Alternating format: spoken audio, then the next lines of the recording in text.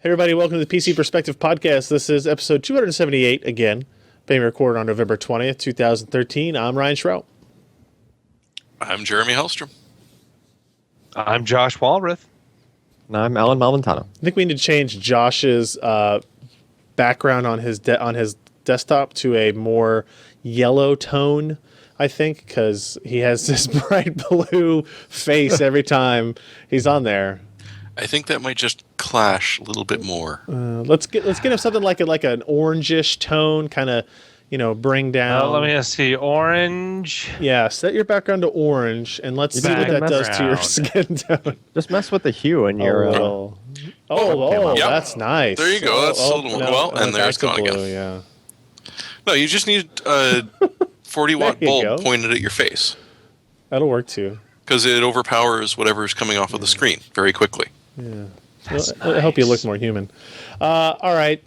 You're reaching now. Another quick reminder, please go to pcper.com/subscribe, but give us your name and email. We'll let you know when we're going to go live. You can see all the fun stuff that happens while we're going live, the behind the scenes discussions and crashes and restarts and all the cool stuff that happens in a live production environment when it's being hosted by us. Constantly. So check that out. Plur. So as busy as last week was with new hardware, this week, not so much. And instead, it kind of, at least for me, focused really around the next 2 weeks will be kind of, a lot of it will be around consoles and what new hardware they're bringing to the table. So last Thursday night, Ken and I went to Best Buy, picked up a PlayStation 4 at midnight, brought it back to the office, did a live stream for a few hours. What time did we leave? Like 4, 3 o'clock, 4, something like that. And we basically took apart a PlayStation 4. So you can see here that there's Ken and I. We've got the PS4. We were able to get inside of it. I only broke one piece, which I think is... PS4, I am inside you. Yeah, pretty much. You can see I'm using my iFixit gear, a little magnetic. And don't worry if I weapon. bust you because I'll tape you up afterwards. Yeah. So we got inside there, and yeah, the only thing I broke was the fan cable coming off the motherboard. I still don't understand what I did wrong, but at the end of the day, gaff tape fixes everything. Is kind of the answer that we came up with. So if you're interested about what the inside of a PlayStation 4 looks like, we got to get our hands on the motherboard and see the APU and see the memory and see like the scalar chip and see all these other things that are going on. It's pretty cool to watch. It's a much shorter than our Wii U teardown video. This one's an hour and 39 minutes. The Wii U one was like 3 hours and 45 minutes. So much more difficult to get inside. I'm kind of worried about the Xbox One, but we'll talk about that another time. So you can check that video out. It's on pcper.com. Just look for the news post called Sony PlayStation 4 Teardown and Disassembly. Or if you just want to see the video, you can go to youtube.com/pcper and relive the excitement. After that... we had a lot of requests for kind of like the only real benchmarking that I figured out how to do yet on the PlayStation 4 revolves around storage system. So this round of consoles, PS4 and the Xbox One, will ship with 500 gigabyte hard drives.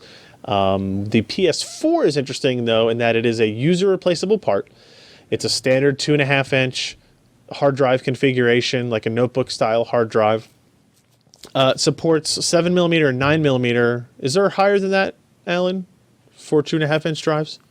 There's like, nothing at the standard that fits in most stuff. Put it that way. Okay, so 9's kind of like the max for a standard thing. Okay, so it definitely fit both 7 and 9. So we tested the stock hard drive that it came with, which is a Hitachi Western Digital 500 gig, 5400 RPM hard drive. So we tested that against the Seagate SSHD. So it's a 1 terabyte standard drive with 8 gigs of MLC flash on it.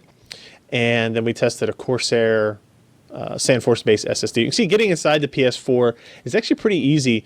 You just slide this black piece of plastic off, and then you have one screw to access the hard drive. It just slides out. It's got a little cage, and you can replace that, put a different drive back in, and basically all you do is you run a downloadable file from Sony, and it reinstalls the operating system, and off you go. So you got to reinstall your games. They give you directions on how to back up your save games and save data. So they actually do a pretty good job. So here's the HGST, Hitachi Global Storage Yeah. Technology. Now owned by Western Digital.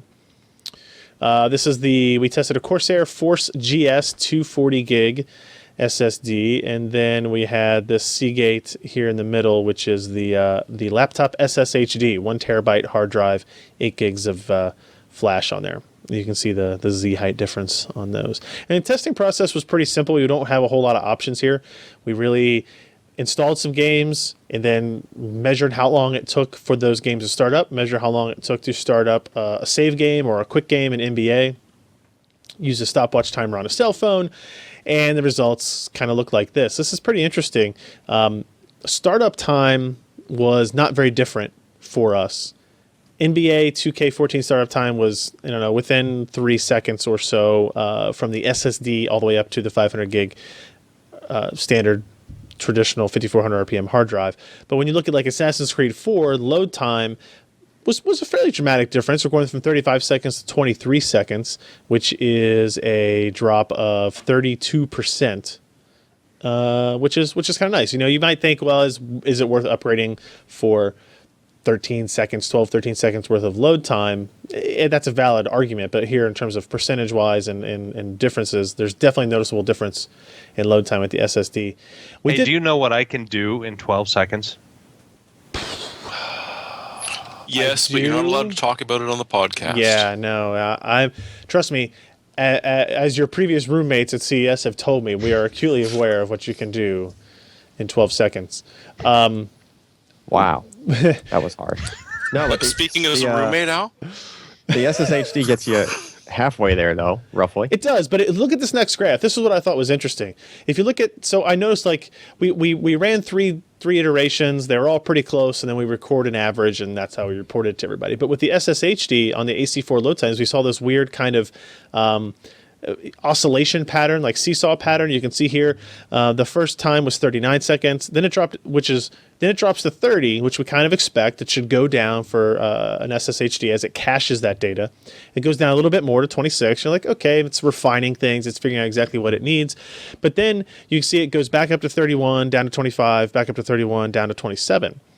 And that was kind of repeated, obviously 7 or 8, 9 times. So Allyn and I talked about it, and we kind of came to the conclusion that chances are data was like wrapping around, right? So the just like rolling off of the cache. The 8 gigs wasn't enough, essentially, right?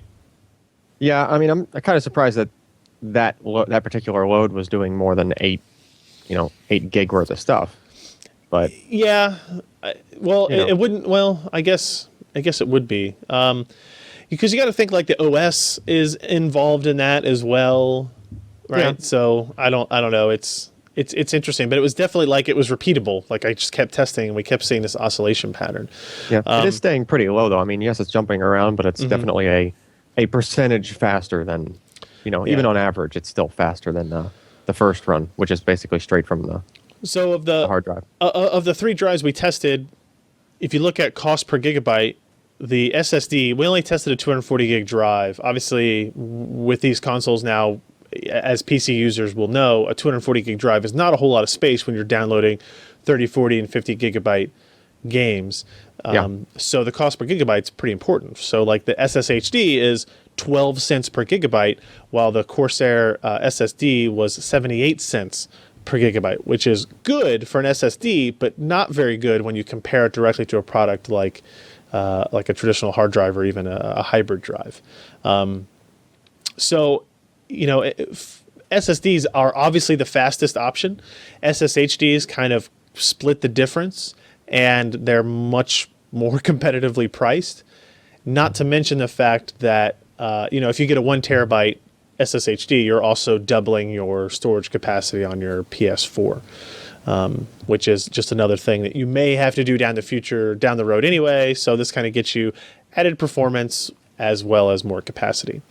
Now, in the comment section of that article, we had some requests to test. So with PS4 and Xbox Xbox One, they're doing the day one digital stuff where, the games will be available to download through their networks the same day as they'll be available in retail, which obviously we've had for a long time on the PC with Steam, but is fairly new to the consoles for the most part. So I didn't think there was going to be a very big difference, because when you put a Blu-ray in of Assassin's Creed 4, it installs the game. 21 or 22 gigabytes worth of data gets copied to the hard drive, and you have to have the disc in there to play it. But I assumed it was simply for DRM validation, that you're not like starting the game, giving the disc to your friend, he's going to start the game, giving the disc to your friend, he's going to start the game, that type of thing. But I went ahead and purchased another copy of Assassin's Creed 4 through PSN and installed it that way on all three of those same hard drives.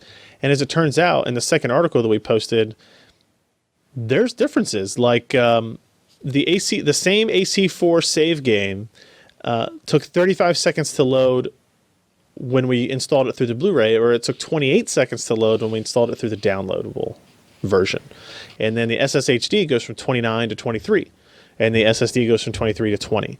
So it's faster across the board. It's more faster on the slower drives than it is on the SSD, but it's faster across the board. And I really can't figure out why, unless it's checking the disk every 30 seconds or something for this type of validity check, or it's checking it during a save game in particular, when it's loading a save game in particular. I really don't know. Well, if it does a thing where it is. has to spin the disk up and then access something, even if it does it once during whatever that Right. operation was that you were testing, then that's like, you ever wait for a CD-ROM to spin up? Right, yeah. That's like 5 seconds. And Easy. I didn't expect that to be the case, right? I thought it'd be like you start the game, it checks to make sure you have the disk, and then the rest of it's reading off the hard drive. But it's obviously different, because we're not even just looking at game start times, we're looking at save game load times once you're already inside the game. So That's kind of disappointing. You'd figure they should be equal. I agree. And then also, if you look at the second graph where the SSHD testing is again, the oscillation is gone. So now I have no idea what is causing.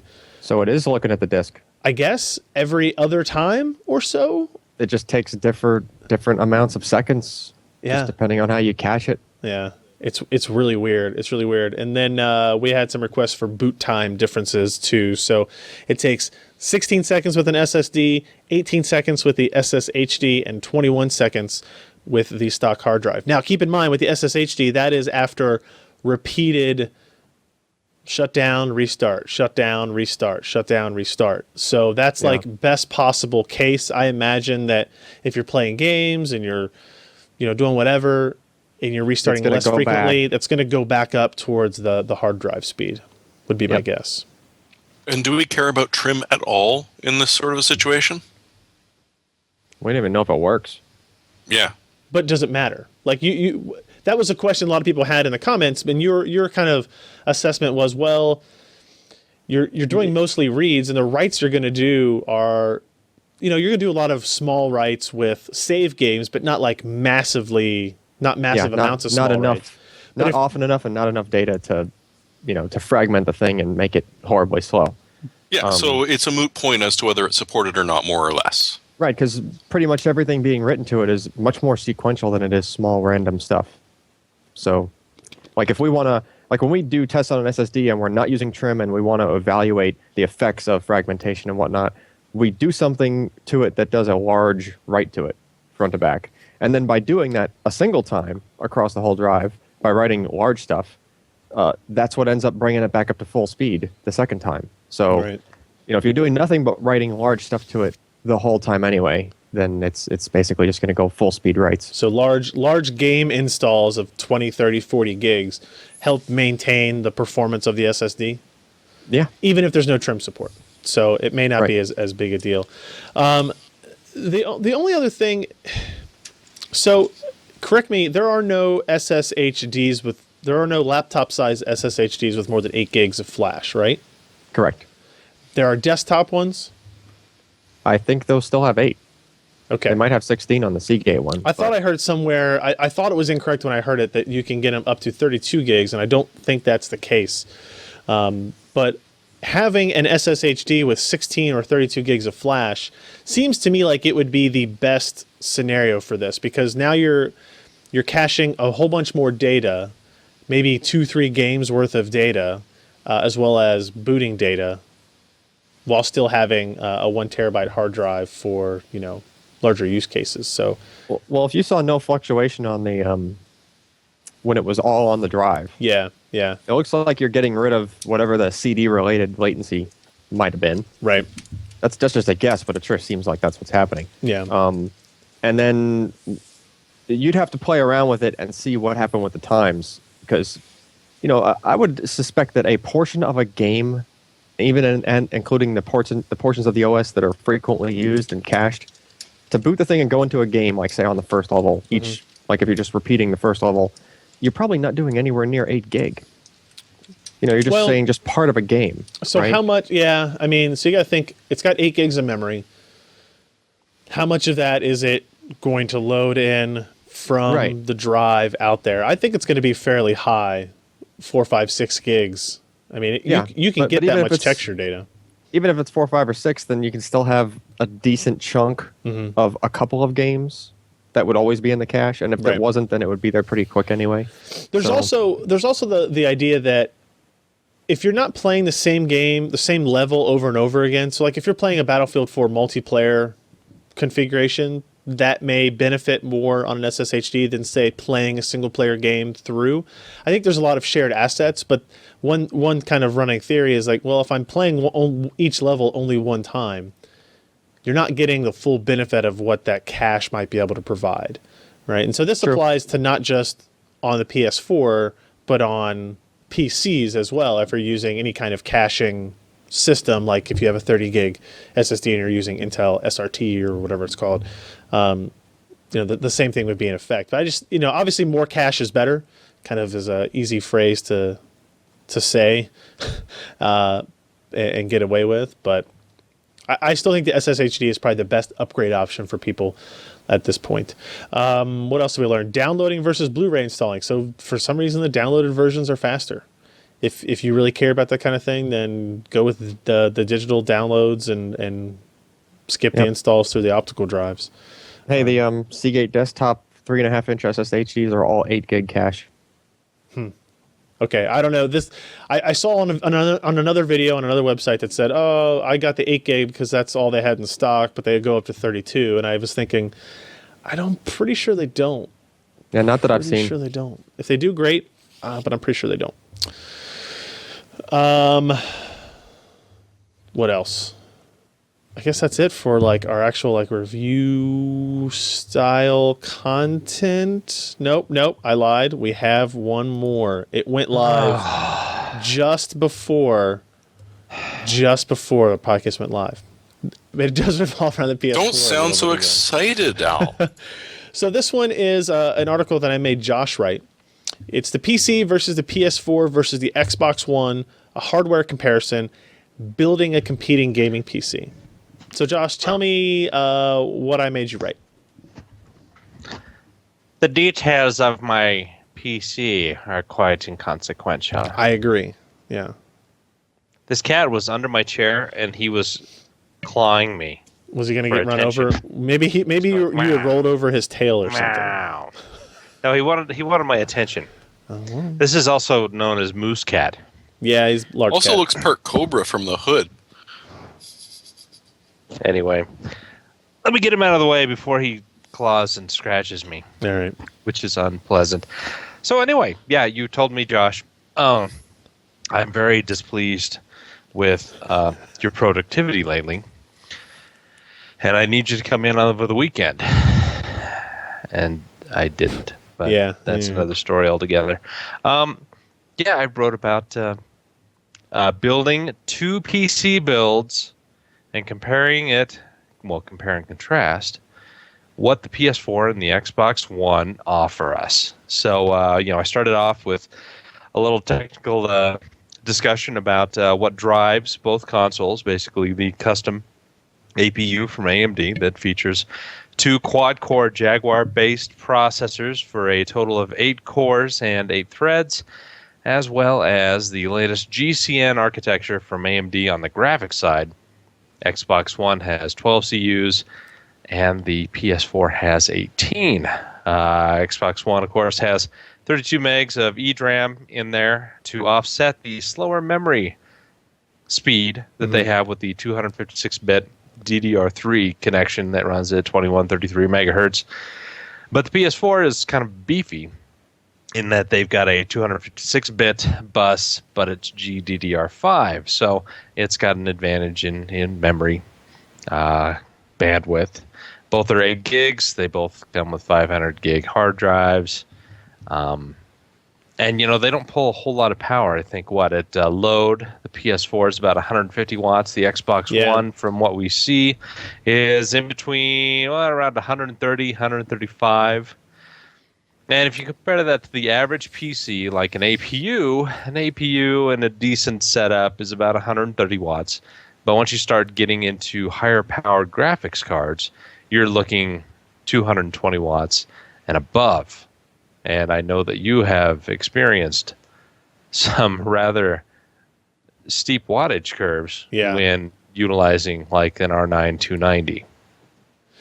Yes.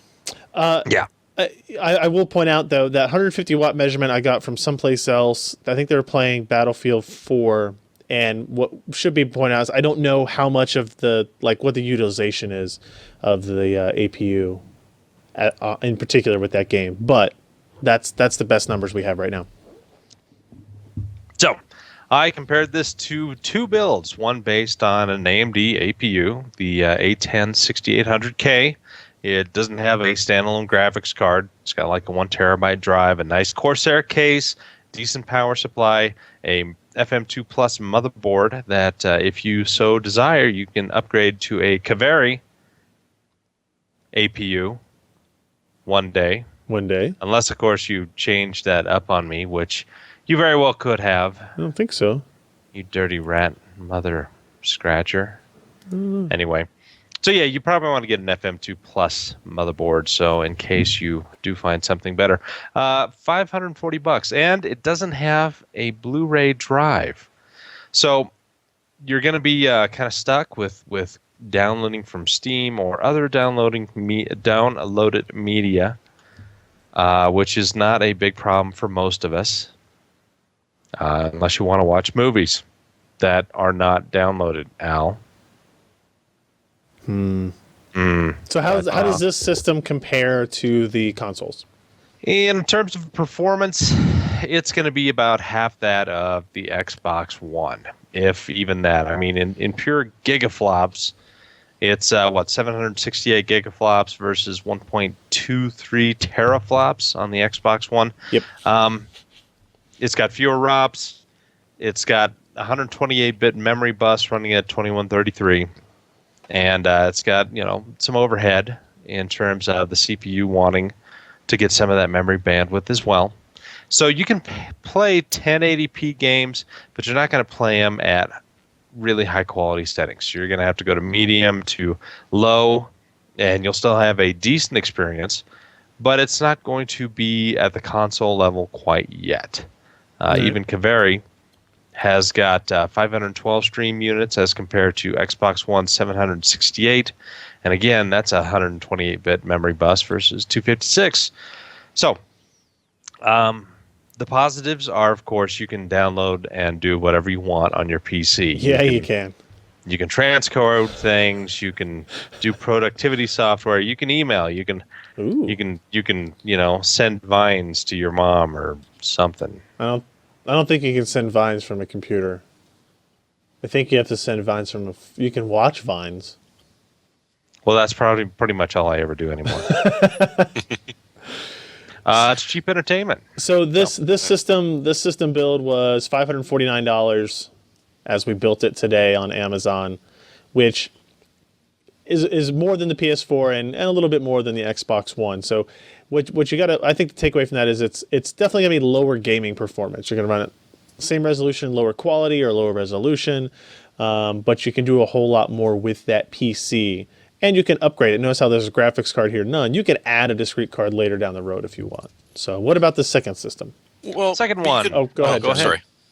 I was just going to say Go you ahead, could drop Jeff. a 6670 in there. About $65. It'll still technically do hybrid crossfire with that Hey. processor. It's still not going to add enough gigaflops, so. No, it's not. No. Yeah, right, you're so just what- better off. I think you're better $100 off video going to the card. second system that we spec'd Second out. system. Yeah. Yeah, it's based on an FX 6300. We're staying along the AMD vein, mainly because their motherboards are simply cheaper for the amount of features you get to them. And while the processors are cheap too, an FX 6300 is what, $109? Yep. And you can overclock that thing up to 4.4 gigahertz without any problem with even, just regular decent cooling.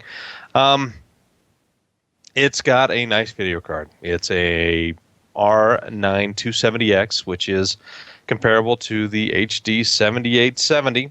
Mm-hmm. That product is a lot faster than even the PS4's graphics component. It's PS4 is what, 1152 stream? Yep. And this is 1280. Mm-hmm. You're getting better at this. I'm getting better at Yeah. numbers. And the PS4 runs at 800 gigahertz, Woo. 800 megahertz, while this is a 1.1 gigahertz card. So you go from 1.86 teraflops up to 2.7 teraflops just with that graphics card alone. Yep. Once you start adding in that 6-core AMD FX processor, it gets you a little bit higher. Your gaming is going to be exceptionally better on this product than a console. 1080p is not going to be any problem. 1080p with high levels of anti-aliasing, again, not a big deal. This can handle 1600p content. That's 2560 by 1600 I love resolution. 16p. 1600p 16p is my fee. Yeah. Yeah. But this is a little bit more expensive. And plus, I added is. a Blu-ray drive-in. What is the price? How much do you pay, Ryan?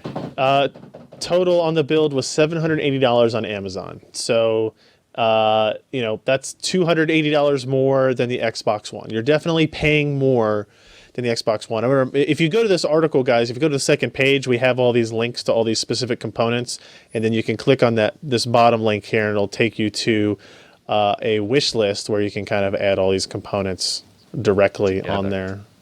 You can't actually add them all at once, which is dumb, but what are you gonna do? Or if you wanted something- to have more fun, you could go to the leaderboard. Do that too. A lot Yeah, better builds go to on there leaderboard. because I wasn't limited by anything but price. But there is one thing I'd like to bring up, which is, as of this exact moment, this is the competition between a PC and an Xbox or a PS4. Right. At this time next year, those two consoles are going to be the exact same thing. There might be some slight upgrades to storage, but we're not going to see any major changes. No, I don't think so. The parts you could buy for a PC, on the other hand, are almost going to be unrecognizable. I don't know. Well, so you'll definitely, in the video that's in this article where Josh and I talked earlier this afternoon, we said basically that, right? So today, if you look at the $500 gaming rig against the $400 PlayStation 4, the $500 Xbox One, I keep almost wanting to say Xbone as well. The value you get in the silicon and performance on these consoles is the best you can get. Now, it's not Windows, it's not open, there's not a huge game library, there's a whole lot of other reasons why you would want to build a PC instead of buying a console. Don't get me wrong, I'm not trying to say that. But from a technology standpoint, it's just very interesting to see, usually I would say for the first couple of years, I would expect 18 to 24 months, I expect the PS4 and Xbox One to be the best value for the compute capability you can buy. After that, you'll start to see a $500 gaming computer outpacing these two systems. And that's kind of like the circle of life, if you will, in console and PC gaming battles, right? And so the thing is if you want to spend $1,000, we can take this system build and we can give you another 270X, or we can upgrade you to like a GTX 780, or all kinds of upgrades can happen to get you drastically better improvement. if your budget happens to be 2 Xbox Ones. Now, if you buy 2 Xbox Ones, you don't get double the performance. You don't get to run at better frame rates. You don't get to turn up anti-aliasing. You get to stack 2 boxes on top of each other, and or you can put one in the children's room. You could pass. Yeah. Maybe you could pass through your DirecTV box to the Xbox, and then pass through the Xbox to the Xbox, and then pass through the Xbox to the PS4, and then. Well, no, you can't pass through to the PS4, but you can get that in there.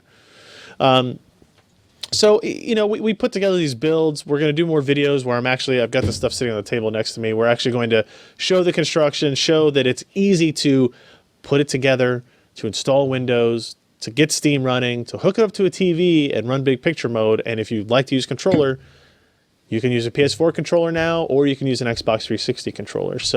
Or a Steam controller. Oh, I don't have one of those yet. So no, you can't use those. And just to rub people's noses in it, you should browse to good old games. Backwards compatibility? Yeah, that's a thing. Yeah, I was going to say that was the big topic at the end, is how many games are available for the PS4 right now. What, Ryan, you've got 2, 3? I have 3 games for the PS4, 3. Yes. I have 2 copies of one, though. Same thing with the Xbone, is no backwards capabilities, backwards compatibility. Unless you, do that strange streaming thing that they're planning on. Nah, I don't think that's really an option. That's worked so well in the past. Yes, so you've got not only good old games, but you've got the thousands of games on Steam, everything you like, and if you're upgrading from an older machine and you download your favorite game and you turn up all the options that you used to not be able to, it's like a whole new experience. Yep. Sorry for suddenly revealing my bias towards one particular type of machine. You are so bios. You are so bios. Okay, hold on. I totally lost track of where I was at here. Let's get into some news. We don't have a whole lot of it. None of it needs a whole lot of discussion, at least in debate. This was kind of interesting, though. AMD, I think a couple of weeks ago, November 13th? I don't know what it was.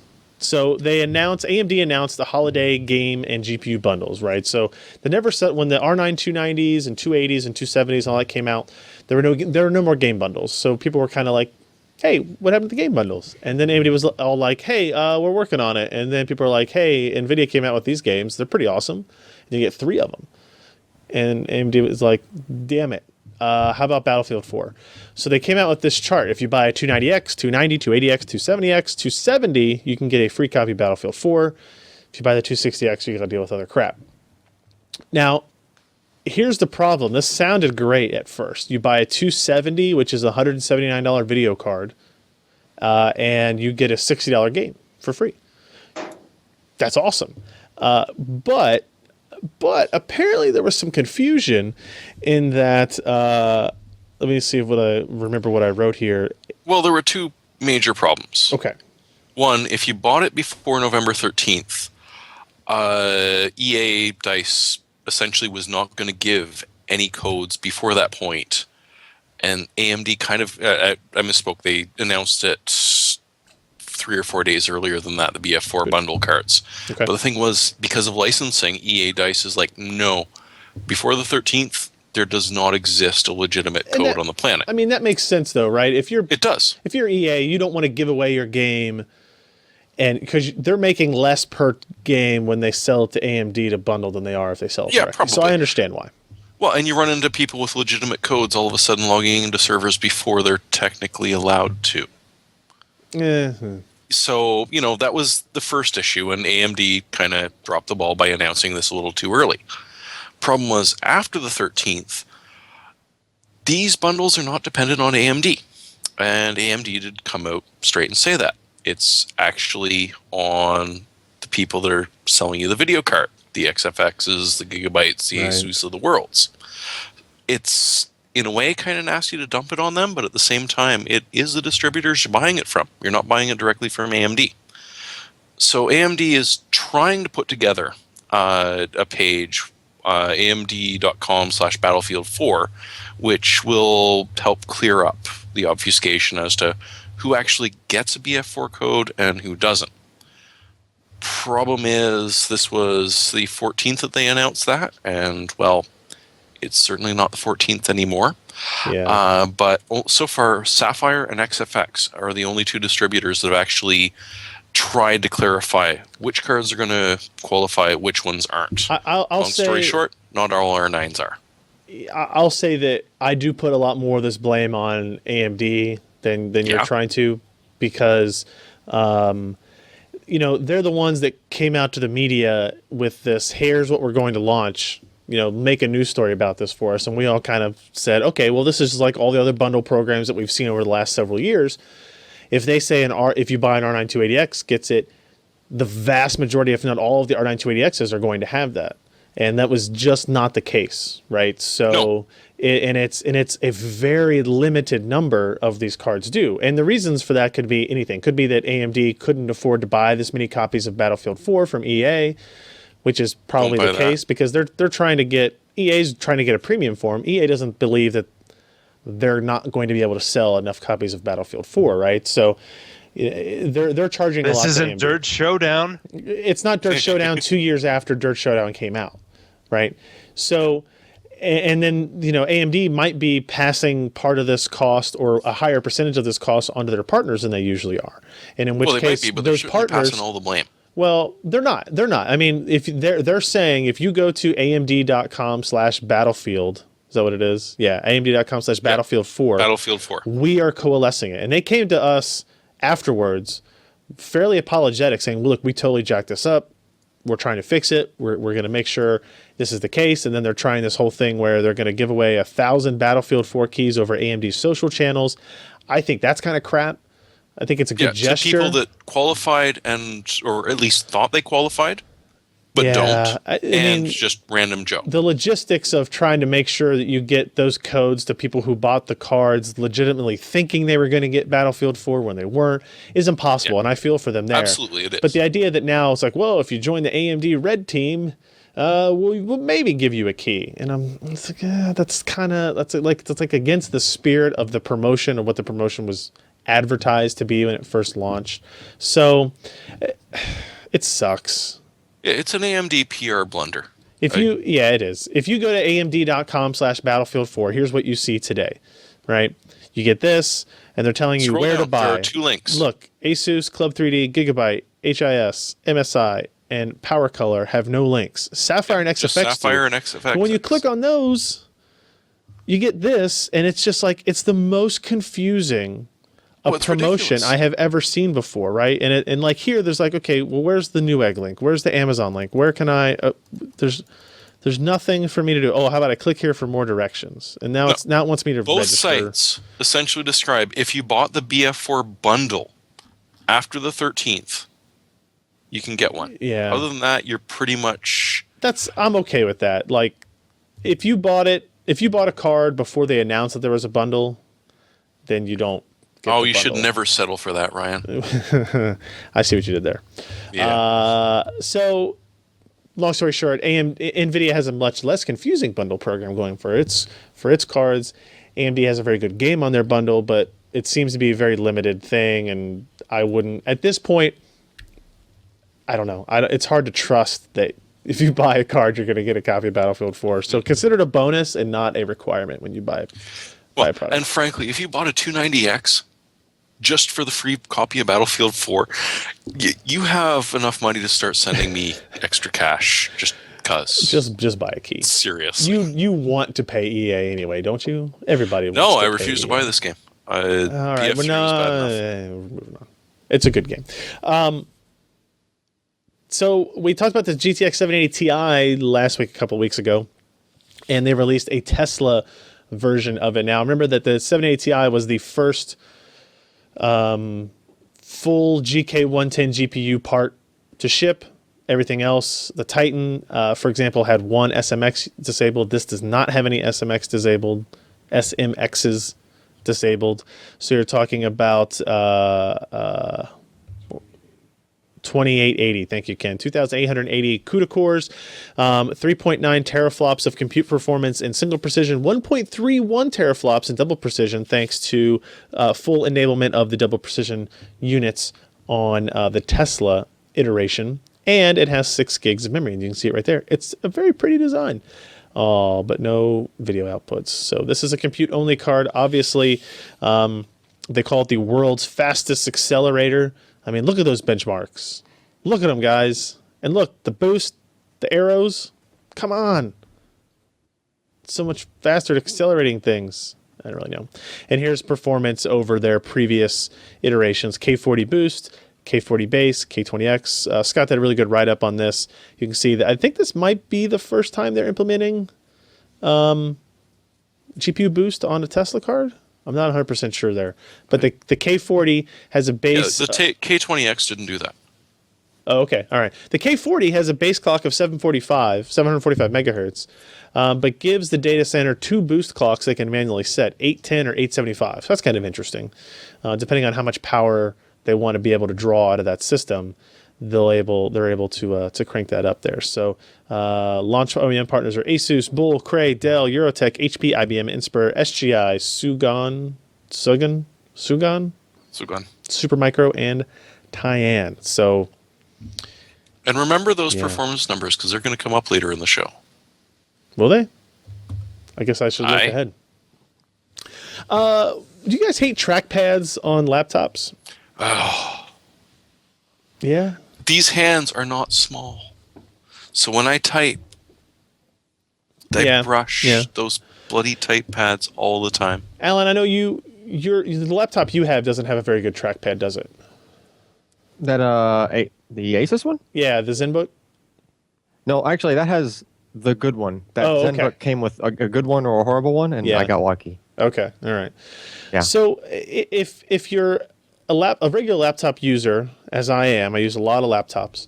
Touchpads, they're so weird. If you've ever used like a MacBook for an extended period of time, like the one thing when I used a MacBook as my primary laptop for a little while.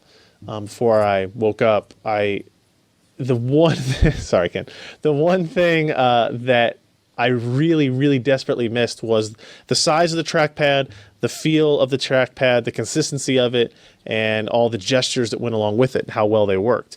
And it's something that nobody has been able to copy, and it boggles my mind that nobody has really been able to do it. So Synaptics is a touchpad human interface developer. And at CES, they're going to be showing off some new units that combine two of their technologies, ClickPad 2.0 and TypeGuard.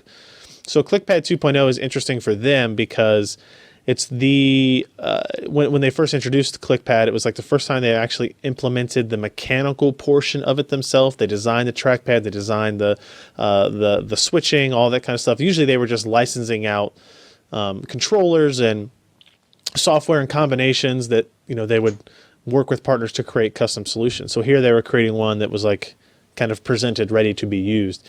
And then TypeGuard is what Jeremy was talking about is when you're trying to type on a laptop, you have this issue of where do your palms sit. If you have a large trackpad, your wrists or your palms or some part of your hand will rest on the trackpad more than likely. So being able to correctly identify that, remove unintentional key presses or touchpad gestures and mouse movements and scrolls and stuff is an incredibly complicated, algorithmic problem that needs hardware and software to really to be done well. So that's going to be non-trivial at the least because honestly, it's a very light brushing because I'm typing, but someone will ask me a question. It's just that slight brush. It almost feels like you have to have an artificial intelligence in your machine to understand what you intended to do, not what you really did do.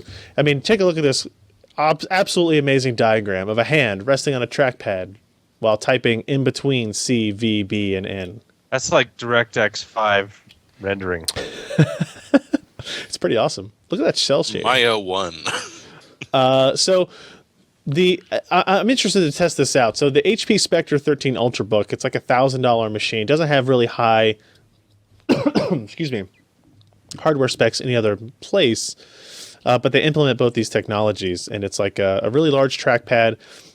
You see on the sides of it here, these have a different color. They also have a different texture apparently, and they are used for the Windows 8 gestures, while the rest of the trackpad is just for the trackpad. So it's kind of an interesting implementation. And apparently they're already giving out awards at CES 2014 because it's got a design and engineering award.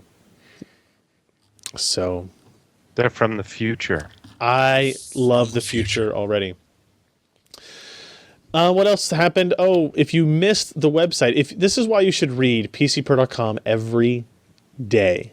Every day. You never know we're going to have something amazing to post, and you never know when what we have amazing to post is limited to that day. This was one of those days on November the 19th. Amazon had some particularly good gold box deals on PC components. You could buy 4770K for $299, which is $60 off the MSRP. And before anybody complains, yes, I realize this is still more expensive than the Micro Center walk-in prices, but there are 20 Micro Centers in the world, so that doesn't include a lot of the population. Amazon, however, does include a whole lot of the population of the United States, probably all of it. So that's $60 off MSRP, so that's good. I really liked the Intel 530 series SSD. Allyn, this is a pretty good SSD. It is. SandForce is decent. Relax back there, okay? Yeah. So it's 240 gigs for $149. I would consider that a pretty damn good price, right? And then we had other things like the VaporX HD 7970 for $289 from Sapphire. You could get 8 gigs of DDR3 memory for $64. How about that enormous Obsidian 900D for $289? But today, it's $299. You missed out on $10 because you were late to the deal. Actually, I want to see this here. If we click through to the actual rates, though, you can still get the Core i7 4770K for $299, but the 530 series SSD has crept up to $169. Up from $149. But a lot of these deals are still pretty good. The memory is still $64.99. Mouse is still down. You can get a sound card still. Oh, no, you can't. Currently unavailable. Sorry, just kidding. But you've got most of the parts of a good system build here. You got power supplies, coolers, keyboards, mice, processors, SSDs, enormous chassis, and a 1080p. It's 1080p 27-inch monitor, so yeah. Not that much to write home about there. So you missed that. You can still go there and you can still find those prices that we linked you to, but this is why you should check PCPro.com every damn day. Does anybody know anything about Knight's Landing? Well, as I was saying, you should remember the numbers from Tesla. Oh, yeah, thank you. Yeah. Intel is claiming that Knight's Landing is going to pretty much slay HUMA and bear all CUDA's problems, because they're claiming that applying a crapload of cores, they're not actually telling us exactly how many. The previous generation, which this is going to be replacing, had 61 cores on the top line and about 16 gigs of memory also on board. What they're suggesting is that heterogeneous computing is nowhere near as impressive as homogeneous computing, the thing that we've always had. So they're going to release 2 different versions of this. One is going to be the Xeon Phi add-on card that we've seen with the previous Knight's Corner. But they're also going to be releasing a rack-mountable version of this. And the basic premise that they're presenting is that instead of having to build an architecture where you can offload a bunch of the processing to a GPU, they're just going to take care of everything through the immense application of cores, because Larrabee just worked wonderfully. On the other hand, the idea behind Larrabee was absolutely brilliant. The initial implementation of Phi has not been highly adopted, but it's impressive when it comes to certain applications. The fact that Intel is kind of saying that we are just through the application of a giant number of cores, they're not telling us how many, it's probably going to be impressive. Memory, which is directly on board with the processor, as opposed to being offloaded, along with gobs and gobs of system RAM, is absolutely going to destroy all of the GPU hybrid options from both AMD and NVIDIA. Now, what we saw with the K40 looks really impressive. This next generation that's coming up is really going to be hard to beat for GPU. So by them sort of saying that HUMA, HSA, CUDA, this is nice, but frankly, we're just going to throw a whole bunch of cores. Yeah. And did I mention 14 nanometer? They're going tick and talk with this. It could be interesting to see. The problem I see with this is thread dispatch. Now with GPUs, that's all pretty tightly interwound, and I mean you've got the thread dispatch that just throws out all of these to the different CUDA cores or compute units, and when you've got a MIC, it's got to have at least one core that handles that, and you've got this huge bunch of just processors and caches all connected by this interesting kind of network fabric, and it just doesn't seem as tightly integrated as just a single GPU. And certainly each of those CUs, like an AMD, they've got their own little caches on board, but it just seems in terms of topology, the GPUs do have an advantage in overall efficiency, but the brute force of say like 80 x86 cores that are Pentium 1 class is still pretty impressive. Yeah, and on the other hand, you've got server administrators which are for the most part very traditional. So you give them something rack mountable, which is strictly from Intel, or you give them processors with daughter cards, essentially, GPU add-ons. They're going to be a little bit leery about that because, compatibility, and I've been burned in the past, sometimes literally, versus plug and play, away it goes. I don't think it's going to be a drop-in upgrade. There's no way this is going to be socket matched. But just to be able to slide in a new rack, it's tempting in a way. I don't know. It's going to be very interesting to see what Intel puts out in the next couple of months, because we're talking 12 to 14 months before this is going to be released. I'm more curious about which person in this photo most resembled Josh's hair when he had it. I would be the guy top right. This guy right here? See, Ken, This is when you were not supposed to click that link. I control all of the webpage stuff on this podcast. Sometime I will have to upload a picture of when I was 18 and had hair and was skinny. We can put that on JoshTech. And attractive. We can put that on JoshTech.com. Yeah. I will mention, if you have any more interest in kind of getting into the really deep dive, nitty-gritty stuff on Knight's Landing, realworldtech.com, a guy by the name of David Cantor. Crazy nut job David guy. Doesn't know what he's talking about. Super smart guy, and he knows all the right people to get all these questions. So even though he says Knight's Landing CPU speculation, chances are most of it is correct. If you like processor discussion that is dense and likely correct with no diagrams, read this article. Just lots of words. He doesn't have pictures, Ryan. You would fire him. I would. Yeah. I would have fired him. This is very accurate. So we like high performance stuff here. We usually are really excited about custom design graphics cards from our friends at ASUS. How about this one? Republic of Gamers Mars 760? What do you guys think about this? So this is a dual GTX 660 graphics 760. card. I'm sorry, 760. Yes, it's a Mars 760. Now, it doesn't directly compete with the Mars 2 Wow, that's a large... You could build a house with that. It's like a brick. So this is the Mars 2. This was two 580s, is that right? Yeah. This was two GTX 580s. Let me, for reference, I will hold up a standard module of memory.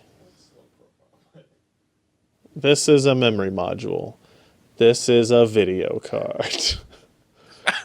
All right, so this new Mars 760, hold on, doesn't appear to be that big or that powerful, but it looks fairly impressive, I guess. Well, they marketed it as more powerful than a Titan. All right, okay, I'm in. I'm good. And it's cheaper. It's about 600-ish. We're expecting. They didn't announce a price with their release today. Not officially, but say about $100 more than a pair of these cards. So it's only a 2-slot card, Yep. and it's got 2 gigs of memory per GPU, and 6 times greater airflow than reference designs. And it's got the DigiPlus voltage regulation module, 12-phase power. So it's a custom, dual GPU card that doesn't exist in any other, market, or NVIDIA didn't make it. So I'm always curious about what they're able to come up with, right? So what am I looking at? And I mean, here? you've had much more experience with dual GPU cards than I have, but they tend to work better than 2 separate GPUs. Do they not? I wouldn't Once say they iron out the say- original flaws. I wouldn't say better, but they're more convenient, right? So like this is the EVGA GTX 560 Ti 2-win, and it was a, guess what, dual GTI 560 Is that the 560 or the 460? This 560 Ti. Yeah, I think that was 2-win. 560, okay. wasn't it? Yeah, Because I thought, okay. they did both. Ken is telling me. Okay. But this is the 560 Ti 2-win, and the benefit, because most of the time when they design these cards, they're not cheaper than buying 2 560 Ti's. The benefit is you get a cooler card that is fairly custom and fairly unique. You get, you're using fewer slots on your motherboard and in your case, and performance is going to be identical. You're proving that PCI 16X versus 8X is not that much different. Yeah, I mean they're pretty cool. So I think ASUS is supposed to be sending me one of these. Hopefully I actually get it. If we get it tomorrow, or maybe it showed up today. I don't know. I left kind of early, but we'll be taking that around the paces. The thing for this card now, if it's not like a flagship, oh my God, somebody at QuakeCon offers to go to the ATM and give me money for the demo unit we have type WowE graphics card, it needs to offer, some value. It needs to offer, it's less expensive than 2 760s, or it's really close to 2 760s. Or it needs to be better than a Titan at significantly lower price. How does it compare against a 780 Ti? There's a lot of questions that have to be answered, not to mention getting the price. So they're going to be clocked at 1008 megahertz, 1072 boost clock, and then 6 gigahertz GDR memory speed. So kind of what you expect there. Now, this is the kind of stuff that annoys me. This was in the specs list, Jeremy. It says 512-bit memory interface. Yes, it does. That's not correct. No, Like not in the least. It's 256 per GPU, and it doesn't scale that way. ASUS, so thanks. But I'm excited about it. They're saying game performance up to 39% faster overall. If it's 39% faster than a Titan, that'll be pretty awesome. Yeah, I don't think that's what they meant. You don't think that's what they meant? But we'll see. Which also implies poor scaling. Well, no, not necessarily. I mean, we're just talking about a 760, right? Yes. I don't know what I couldn't tell you off the top of my head where 2 760s should fall. I don't remember when the last time I tested 2 760s was. Probably launch day. Yeah, it's about a $500 GPU setup, so Yeah. gives you a rough idea. All right, our last bit of news here is the HooToo. The HooToo. Who do you think you are? voodoo that you do. The HooToo 7-port USB 3.0 hub is a video that we just posted today, and guess what it is? It is a 7-port USB 3.0 hub. Nothing really special on that. Hey, look, it's me. And I'm wearing that same t-shirt. It's 7-port USB 3. It runs fairly fast. We tested the classic OCZ Inya, if you know what I'm saying, Josh. And yo, Yeah. Yeah. USB 3 SSD. did you jiggle the thing to get it to work? Sail away. No, I didn't. I haven't. I have one. No, I never got that one back still. Shocking. He's not actually. We can't hear you, Alan, because your boom is up. We The can't. boom, we and can't- he's talking to his girlfriend Sorry. Yeah. / financier. Oh, gotcha. So the USB 3 hub is just that. But it's it ran at a good speed. The difference in plugging in the USB drive to the computer versus through the hub was the same. It comes with a 5-volt power adapter if you're running lots of devices that need to be that draw quite a bit of voltage or amperage.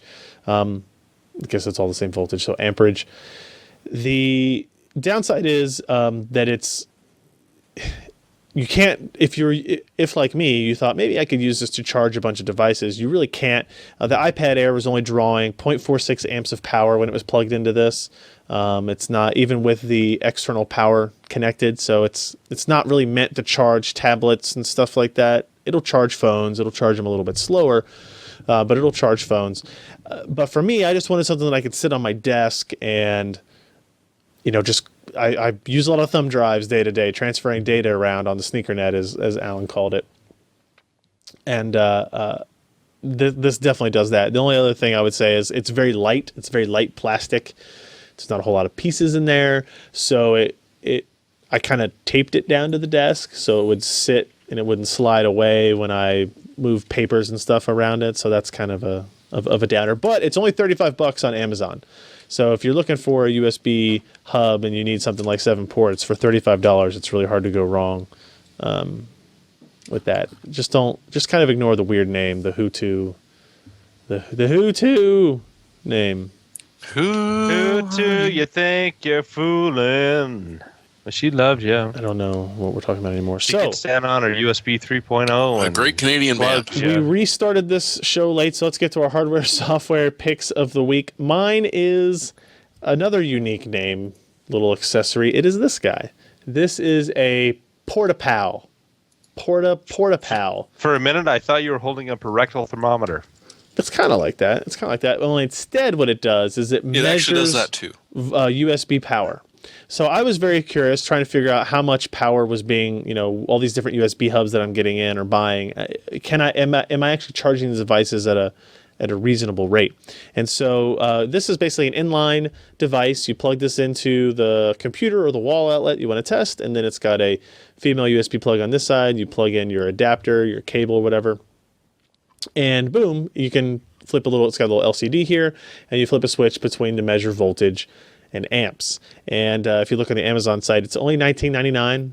Pretty easy to do. And what this told me right away was that the 2 USB hubs that I have don't do what I want them to do. They don't power the things like I want them to be powered. So I hooked this up to the iPad charger and hooked the iPad up, and it's drawing 2.1 amps, 2.2 amps or so, which is a good charging rate. Hooked it up to that HooToo, we're getting 0.46 amps. Hooked it up to another that we were testing out, the one I bought at Micro Center actually, that has 24-port USB hub, and it was like 0.8 amps. So a little bit better, but not great. So powered USB hubs, good idea. Yeah, but both of these were powered. They're just not powered enough. Like, jeez. I want them to be able to push out 2 amps each. So yeah. Alan thinks we need to modify some of the devices we have in the office. So we'll see what we can come up with in regards to that. So this is the Portapow, which I'm assuming is Portapower, but it's the Portapow USB power monitor. It's $20. They really bill it as testing for solar panels. So when you're trying to align them for the best use, for the most efficient use, you hook this up in line, and then you can move it around till the amperage you're getting is the highest level there. So there you go. Up next, we've got Jeremy. Yeah, well, 3D printering, it's a thing. It's perhaps a little bit expensive to get into until a board inventor from Saskatchewan decided to create the Peachy printer. Ken, don't. It's just one of the most awful videos ever. I am playing the video. But it's a 3D printer.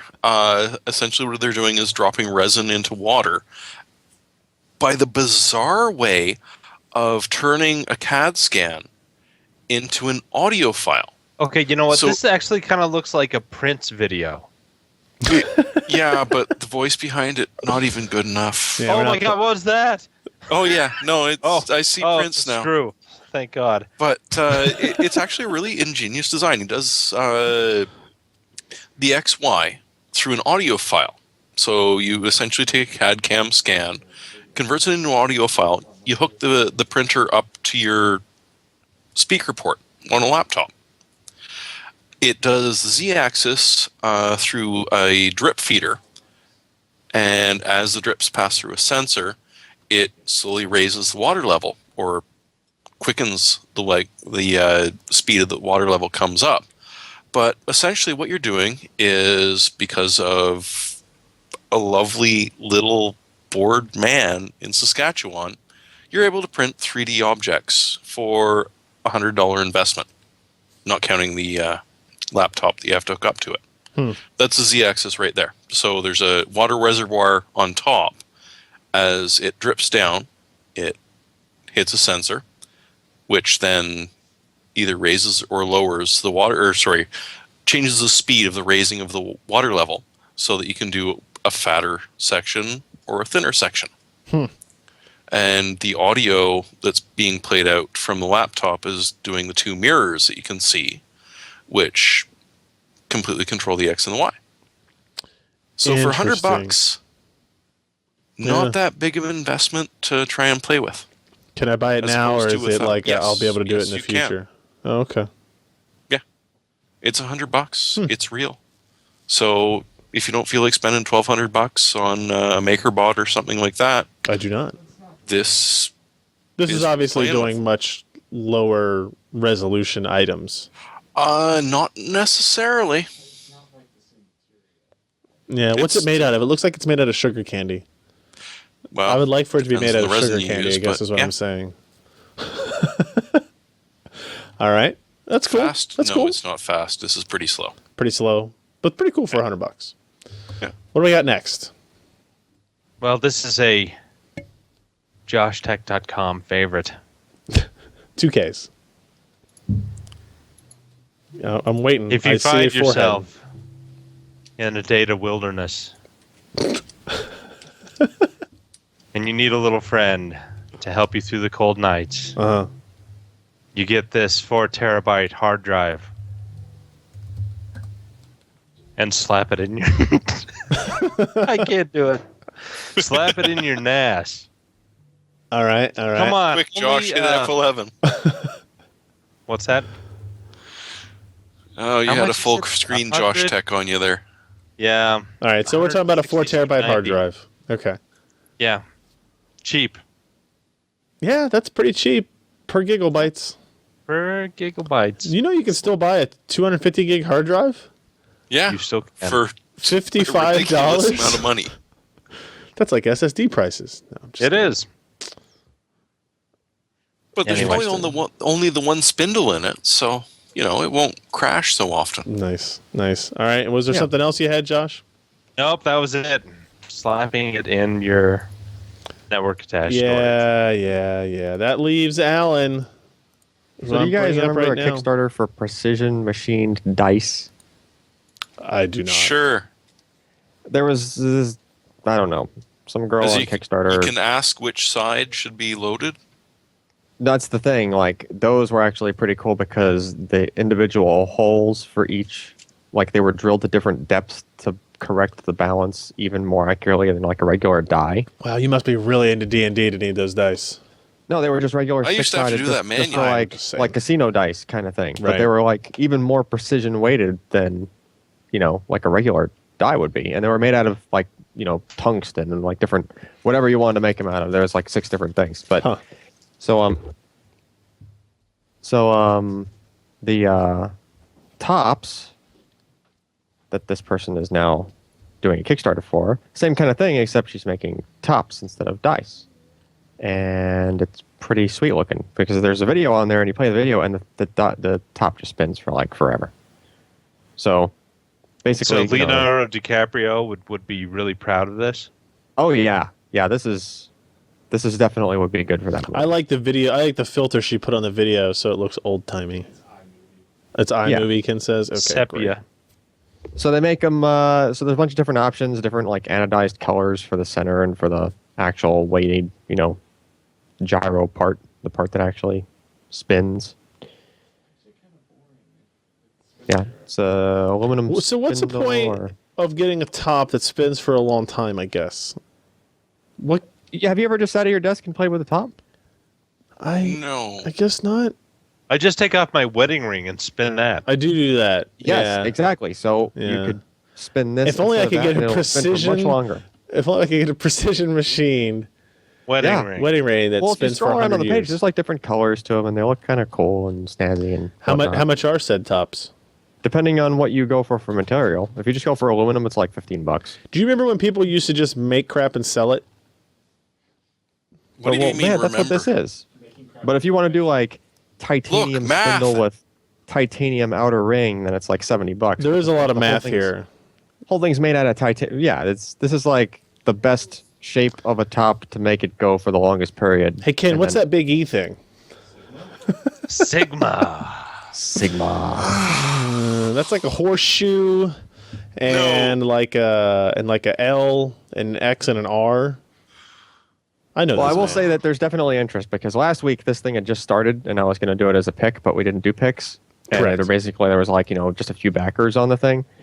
And now it's got like 17 days to go and it's like 3,400 or 34,000 out of a $3,000 goal is pledged already. So people So really want these 820 people bought a top or more. or several. Yeah, I guess They have longer meetings for than I do, $12. I guess here's the thing. I'd spend $12 on pretty much anything, right? Like You didn't $12. spend it on me. Well, 38 people went for the $68 one, which is titanium. So some people just really wanted a titanium Come on, top. that's heirloom quality, man. Yeah, I'm gonna give it to Here's my kids. titanium top. I'm handing it down for generations. Yeah. I guess I don't. It won't rust. It'll Right. survive re-entry into the atmosphere. While spinning. Exactly. 14 people spent $220 to get one of each, See? and then the Grandmaster set is 9 precision spinning tops for $335. Plus, add $22 to ship outside the US. I bet you the people that spent 220 were probably like college professors and teachers that wanted to If you're show gonna the spend demonstration. $220 on Yeah. tops, why not spend $330? Right? What's for the 335? The I don't know. Grandmaster. set. Grandmaster. It includes all of the is that aluminum series? Oh, the aluminum ones as well. Yeah. Master set and the titanium master set. So Yeah. why are you stopping at 220 when you could spend 330 on tops that I some don't lady know. made? I'm probably just gonna get one of the cheap ones.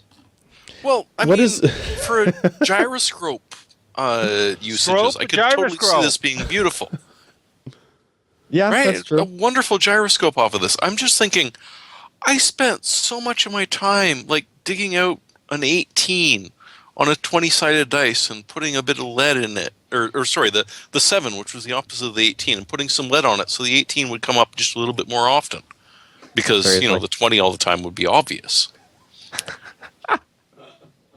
This is... I just don't. Yeah. Alright. I don't know. Cool. You don't I know? guess. Sure. Whatever. Like I said, I'd spend $12 on just about any crap. They should so- start making buying a gyroscopes. top doesn't- Gyroscopes are more cool. Yeah. Yeah. Okay. There you go. Give me a $12 gyroscope and a string that I can hang so it'll float on it. And it needs to run for 9 hours. That's it. That's all I want. That's it. NASA would like to talk to you if you can get one Yes, they would.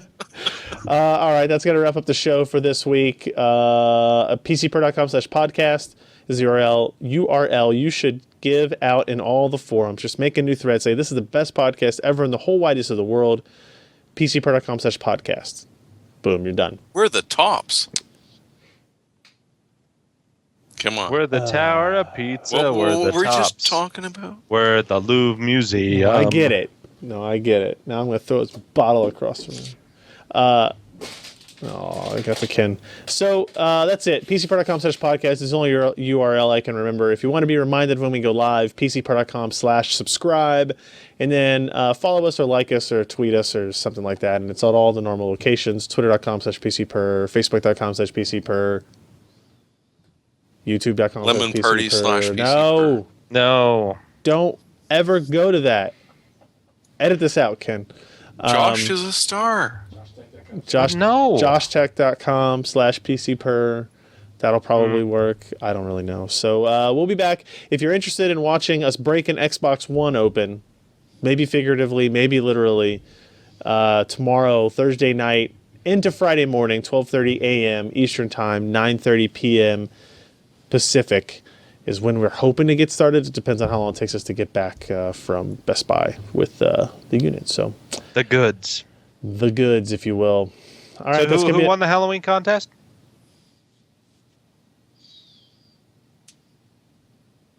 What?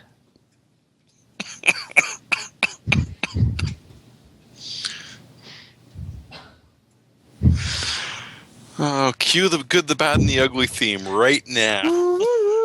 Hey, could you hit that button over there that fires Josh? Yeah, it's worn If you out. had that button. Doesn't work anymore. Been pressed too many times. I'm Ryan Shrout. I'm Jeremy Elstrom. Josh Walrath. And I'm Alan Malventano. Bye. Oh, that's such